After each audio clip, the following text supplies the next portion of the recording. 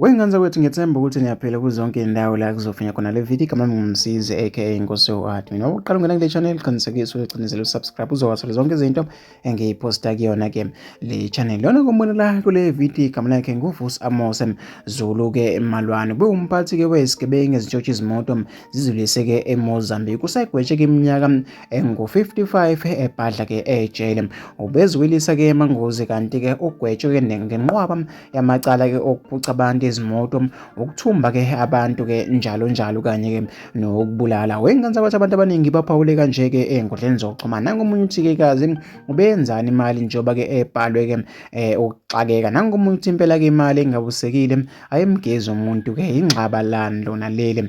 Nangomunye uthi-ke amsho-ke uhamba ngebhayisikili enjalo entshontsha nje iy'moto zabantu kulo sathane. Mina-ke ngifisa ukuthi ngizwe uvo lakho nombono ukuthi wena ucabangani-ke ngalolu daba. Hlala lapha kwi-comment section wengana wethu, mina sengiphuma kanje.